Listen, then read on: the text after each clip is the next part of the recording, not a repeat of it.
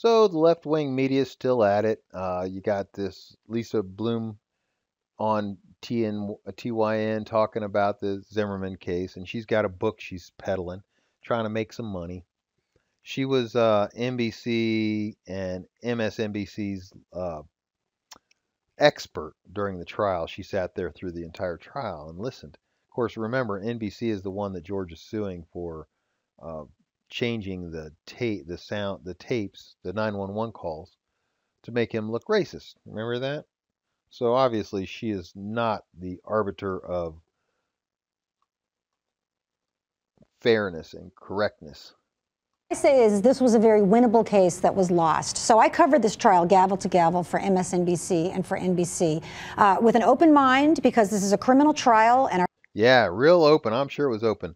And I would like to hear your statements from day 1, day 2, day 3, day 4, day 5. I'd love to hear those and hear how fair you were with them. Our system has many flaws, but requiring proof beyond a reasonable doubt is not one of them. So I wanted to be sure the evidence was really there to convict him. And initially, I'd say the first week, I thought, wow, this really looks like a self-defense case. So the first week, all this evidence was out. You guys remember it. 5, 6 days of testimony. And she said it's a self-defense case. But somewhere in the middle, and I would play this whole thing, it's just a long tape. Somewhere in the middle of the thing, she finds out that there's some evidence that says that maybe he's guilty. And what is that evidence that makes her decide to write a book? Because she's come to the conclusion that he's really guilty. So I'm going to tell you what that evidence is.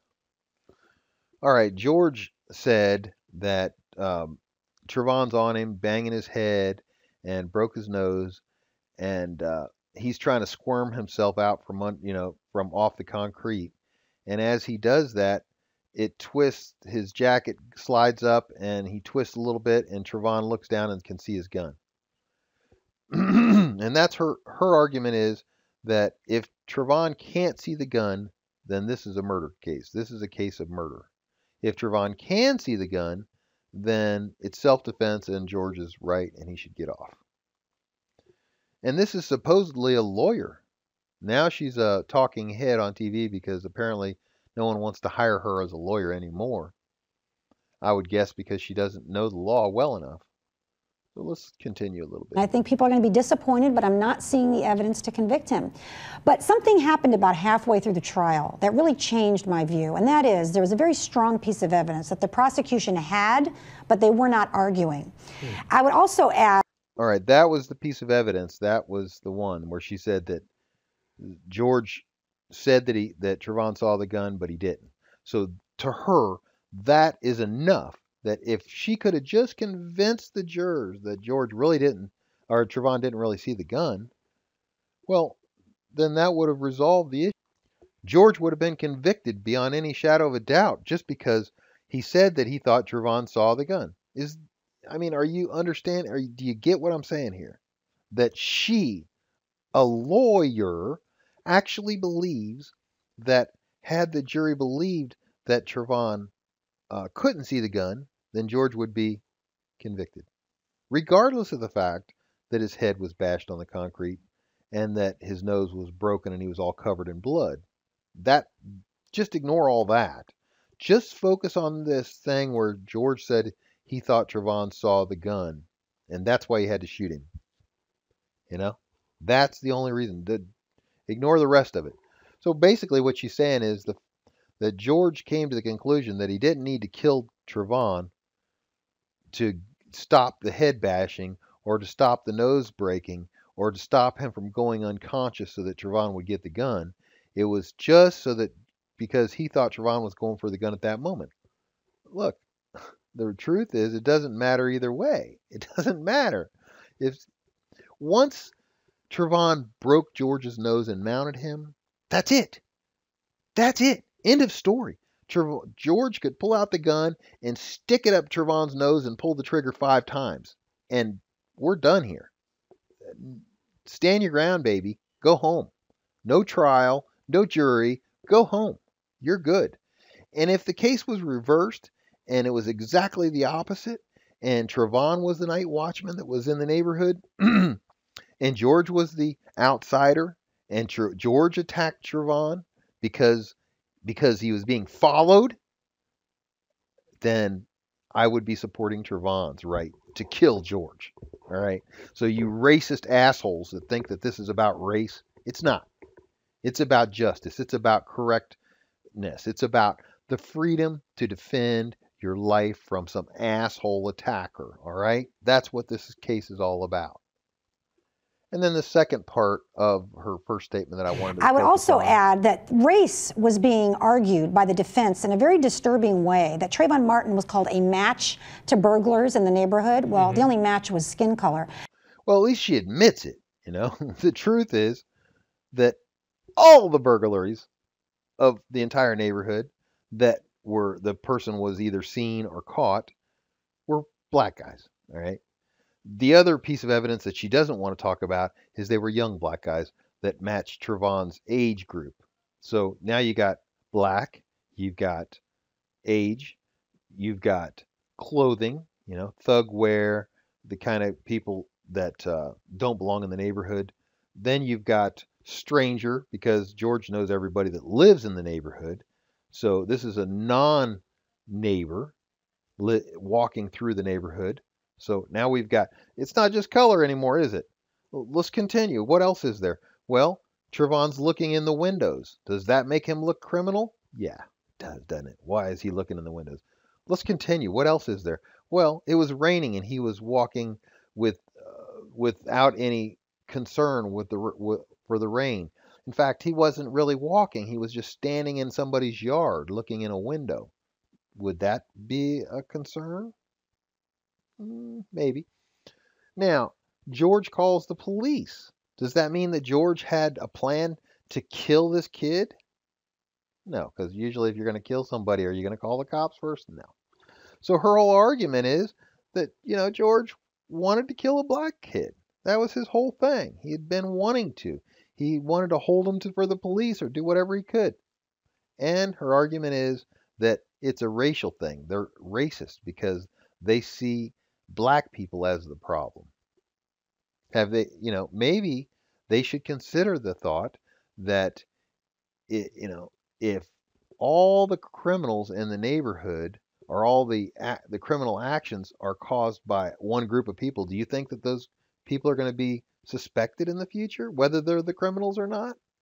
Look, if I'm a 40-year-old bald-headed guy, shiny bald head, 6'2", and a heavy build. All right, just look at that. All right, 40 years old, 6'2", heavy build, white. All right, and now we've had 20 burglaries in my neighborhood over the last 6 months, and of all of them, they're all overweight, balding 40-year-olds, white guys. Now, I see a balding white guy, overweight, matching the descriptions of all these guys that have been doing these criminal acts. I see him walking through the neighborhood in the dark, and I know everybody in the neighborhood, and I say, that guy doesn't belong here. So I call the cops. I say, this guy's looking in the windows like the other criminals would be doing, right? He's walking in the rain with no purpose, and he's wearing all those things that the police told us to be on the lookout for. Look out for these people, young black men wearing thug wear. All right? But, you must be a racist to look at the color of their skin, You see what I'm saying? It's just so outrageous that it almost makes me want to laugh that these people are so ignorant. Believe me, if it were their house or their neighborhood, things would be totally different. Totally. It's not racist for them to point out the fact that the black people are the ones that are robbing their neighborhood. That, because they're not racist. See, she could tell you later on in the interview that 80% of white people are racist against black people, and half of black people are racist against black people. But what she won't tell you is maybe there's a reason for that. Maybe people are afraid of these young black guys because they might just walk up to you and knock you out for no reason at all, and you might die from falling and hitting your head. But, that would be racist for us to even consider that. And the prosecutors were not on their feet objecting to that racial characterization. So that's because they couldn't, because the judge had already pointed it out that it's not a matter of racism to point out the profile of the individuals that are committing the crimes. Do you think it's a crime for the newspaper to say that the criminals that were breaking into all the cars on one street were black? Think that would be wrong, or should they just say that they're all 17 to 21 years old and that they all seem to be thin and tall and that they wear a certain kind of clothes? You can't say what color their skin is, though. What? I mean, if you're trying to find a criminal that committed a crime, you need to give the closest thing, the closest explanation of what that person looks like as you can, and that includes the color of their skin.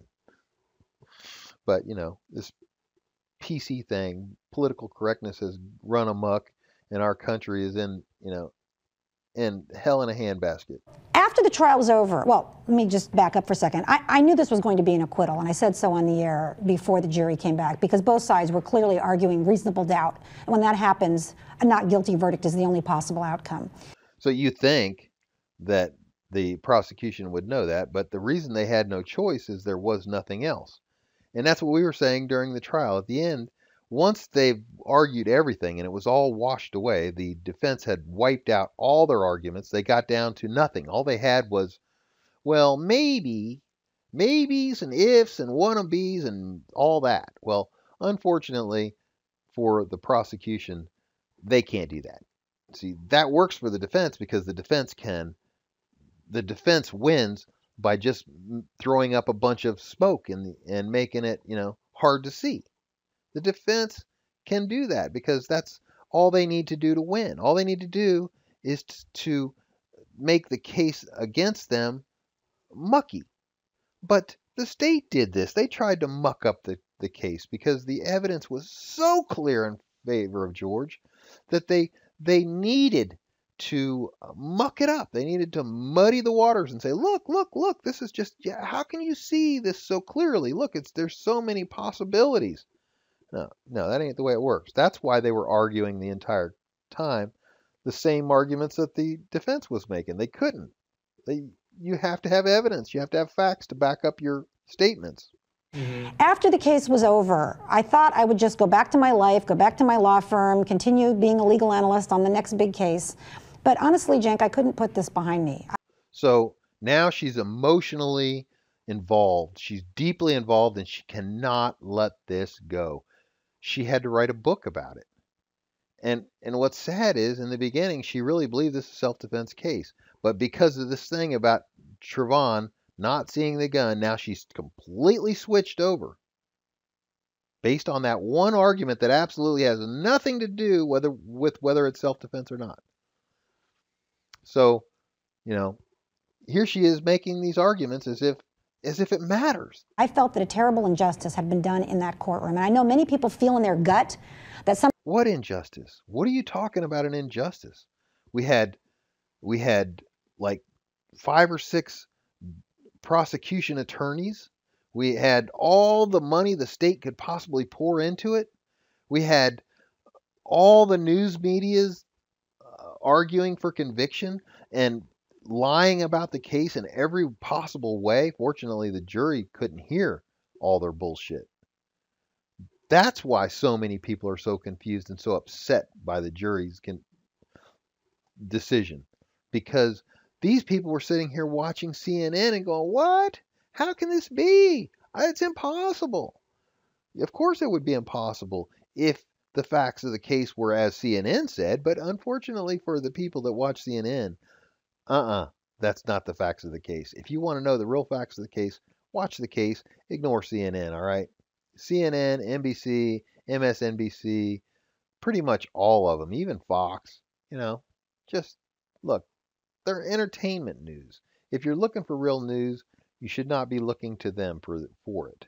something went wrong in this case, but a gut feeling isn't good enough for me. I needed to look at the evidence. So I did new interviews of jurors, witnesses, and the lawyers in the case. So she interviewed the jurors. Who did she interview? Maddie number 29, who said, she's just confused about the whole thing. She's all confused. And remember, she's the one that paid no attention to the trial. Out of the 6 jurors, only one didn't pay attention.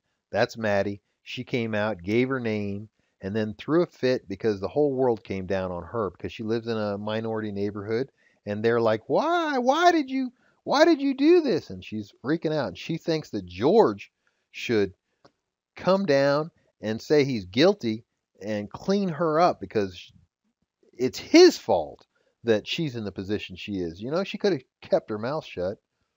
Case, and the result is my book. And frankly, it's even more disturbing than I thought. I mean, people are calling this appalling, outrageous, every word you can think of.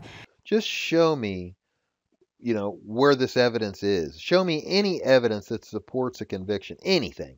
Show me the jurors that regret their vote. Show me, besides Maddie, because she's an idiot, a moron, and has no clue. Show me any of the evidence, any of the witnesses, anything you can show to make the argument. Because look, we had over a year of the trial. We had over a year of discussing this thing. And so far, she has not been able to show me any evidence, and neither has anyone else, that supports anything other than the acquittal that George received. From the missed opportunities that the prosecution had in this case, the evidence they had, they didn't argue, the expert witness. So when she keeps saying this stuff, obviously, as I've said before, she's either lying or she's just stupid. I'm going to go with the stupid because I don't think she's a liar. I think she's just stupid. Or she's outside of the loop. She just didn't follow the case properly. Because, all the evidence supported George. Who wanted to testify, who were not allowed to testify, the just abysmal job they did in closing. They're not allowed to testify when they're going to say things that, do you think that the defense had people that they wanted to testify that couldn't testify? Or things that they wanted to bring in that they couldn't bring in? Yeah. Uh-huh. And the judge said no, right? But she wants the judge to say yes to everything on the prosecution side and no to everything on the defense side because she's made up her mind that George is guilty regardless of the facts. All based on this thing that George thought he could see the gun and she said that it was impossible because it was behind him. What a moron. Argument. It guaranteed this outcome. So let's break it down a little bit. When you say both sides argued reasonable doubt, what do you mean by that? Well, so, I'm glad that he cut it short. She's trying to make the argument that the state blew it. And in a way, she's kind of saying that the state is part of this racist thing, this big circle of people that keep putting black people in jail, keep allowing white people to kill black people. She has no evidence to any of this.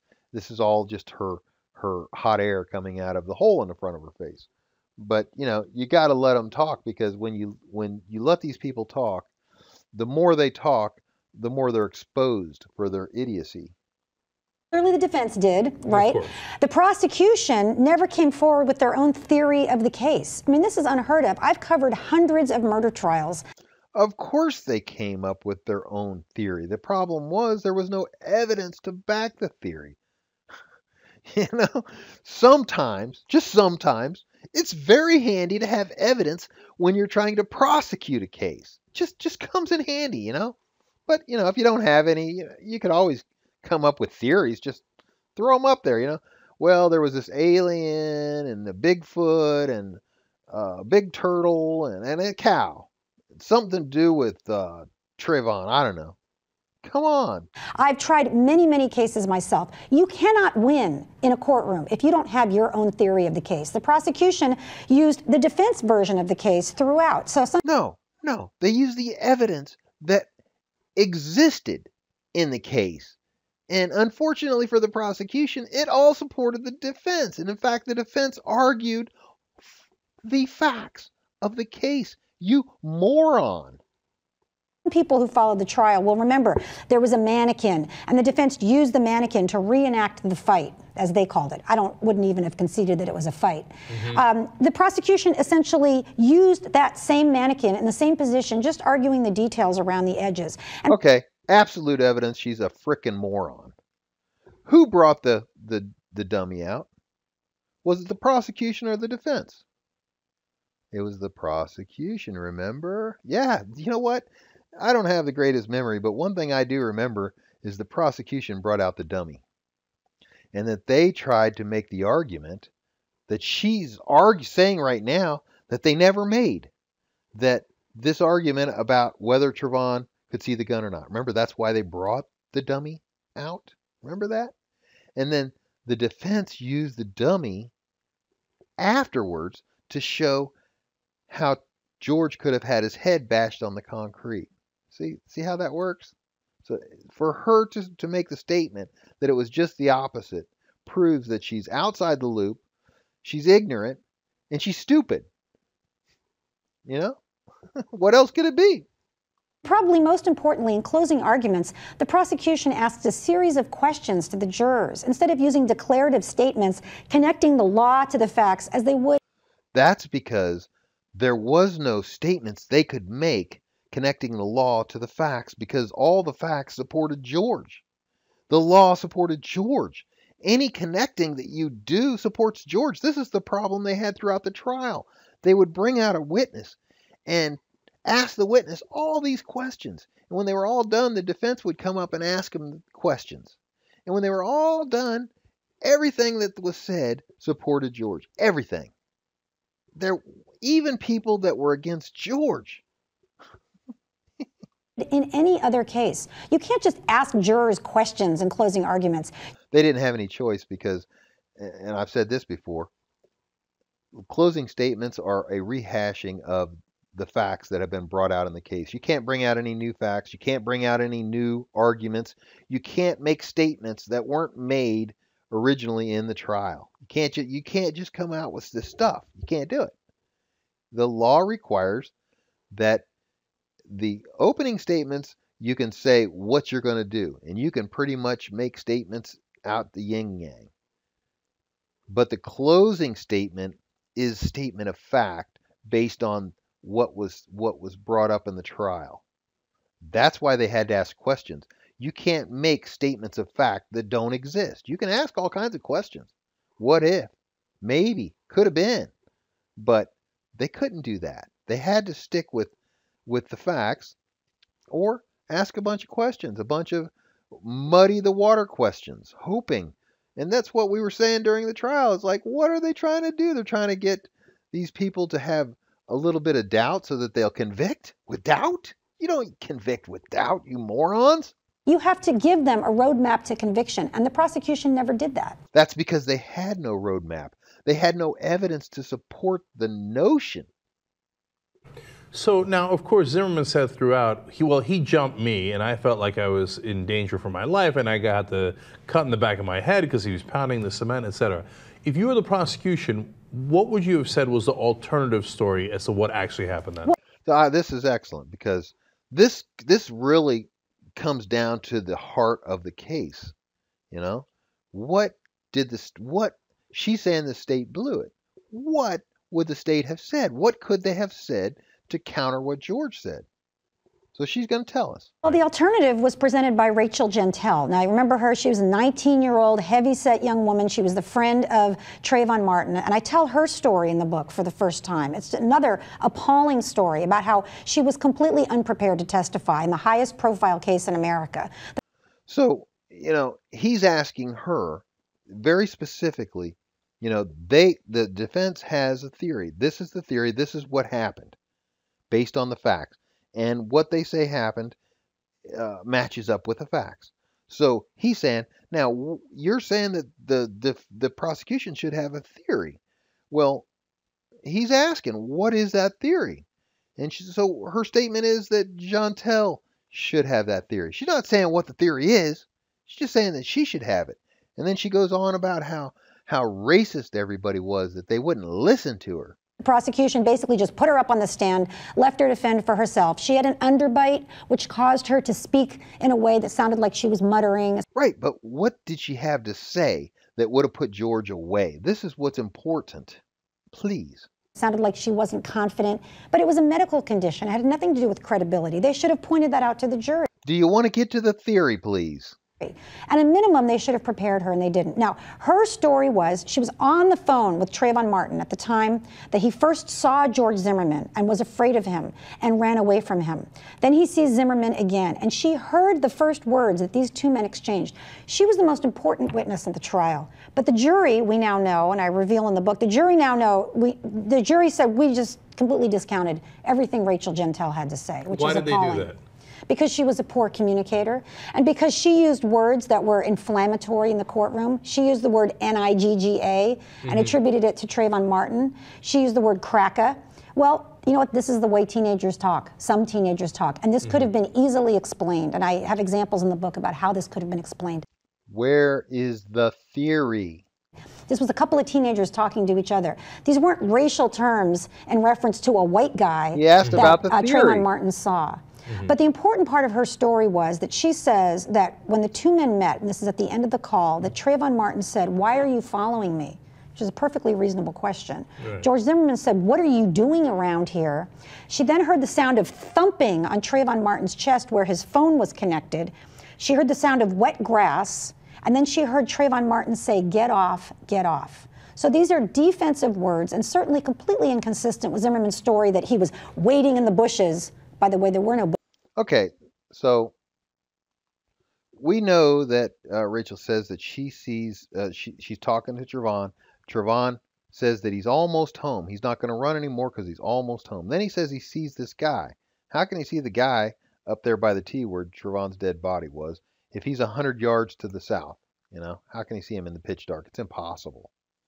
Which means that either Trayvon went back up to the T or George came down to meet Trayvon. We know that didn't happen because Trayvon's body was up there unless George drug him up. So then we've got Rachel's statement saying that Trayvon said, "What you following me for?" And then George says, "What you doing around here?" And then the very next thing is we hear thumping or punching or something, right? So she's making it real soft, like Trayvon walks up and goes, "Why are you following me for?" And then you got George saying, "What are you doing around here?" Like he's the Incredible Hulk, you know. And then suddenly there's this pounding sound on Trayvon's chest. Like George walks up, "What are you doing around here?" and just starts swinging on him. Where's the evidence of any swinging other than her saying that she heard that noise along with the sound of wet grass? No wonder they ignored her. I would too. Bushes he could have hidden behind, waiting in the bushes to jump out and attack George Zimmerman. I mean, these are the kinds of things the prosecution was blind to in the trial. So all the evidence that we have is that Trayvon hit George because, look, if George was swinging on Trayvon as she's trying to make out without any evidence, without anything that would support that, other than Jeantel saying that she heard this thumping noise, which could also be Trayvon punching George, which would match George's statement and John Good's statement and all the other witnesses that saw Trayvon on top of George, right?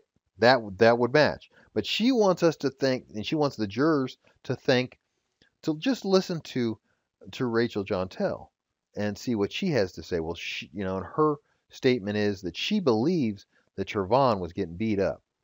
But there's more. So let's hear Rachel's statement to the detective about what she heard. Get off some stuff. You heard, what could you hear? It's like the headphone, because the headphones, he might got off. But I could still hear a little bit. Like. So she said she could hear the headphone or something, and he got off. She said he got off, right? Isn't that what she just said? Let's hear it again. A little bit. Okay, what could you hear? I could have just hear, like it's like the headphone, because the headphones, he might got off. He went and got off, is what she just said. Well, remember, I made this video long ago about this particular statement, and in that entire discussion, the detective was interviewing her and asking her step by step what happened. And he, normally they will just say, tell me what happened. But instead, he led her through the entire thing. He led her. He got all the way to the end. She said nothing about this get off. Nothing. Get all the way through, and that's it. He's all done. He's like, okay, nothing else. And then he's sitting there thinking about, wait a minute, we didn't get that part. So he needed to get that part. So he comes back and asks her again. Now, once all that happened, did you hear anybody say anything? And then this is what she's saying. Well, she thought she heard something, and then she said, it was like he got off. Let's hear that. A little bit. Okay, what could you hear? I could have just hear like it's like the headphone, cause the headphones he might got off. He might and got off, something like that, right? Doesn't say anything about he said get off. So she's trying to put the two together, the get off and this, because she's lying. She heard him get off the phone, so she's using the word get off the phone to put it together with this him saying get off, right? Well, she didn't say that he said get off anywhere, but this guy is going to continue to pound it until she does say it. But I could still hear a little bit, like. Okay, what could you hear? Like a little get off, some stuff. You heard? She could hear a little something. Well, what could you hear? A little get off, some stuff. What the hell is that? I mean, if it were you and you heard your loved one being attacked, do you think you would know if they were saying get off? And do you think that would have been in your original statement as you were speaking it? You wouldn't have needed to be led to say that, would you? I certainly wouldn't. Get off? Like, look, get off. Now Okay, call it, like, could you tell who was saying that? get off, some stuff. You heard get off? Like, look, What could you hear? like a little get off, some stuff. You heard? What could you hear? Like a little get off, some stuff. You heard? So a little get off, some stuff, and we're gonna have to believe that that this is the evidence, this is the argument, this is the theory that the defense should have argued according to Lisa Bloom, that they should have said that that George was attacking Trayvon, and Trayvon was saying, get off, even though Trayvon has no injuries and George has all the injuries. And are we supposed to believe Rachel Jontel? She's the friend of this guy. Do you think that she would lie to try to make him look good, to try to get this guy put in jail? Do you think? Do you think that Attorney Crump might have led her to lie? Do you think? I would have to say yes. Anyhow, I would continue, but this is a long video, so if I'm going to talk about the entire thing, it's going to have to be in pieces. So, good talking to you guys. Talk to you later. Bye.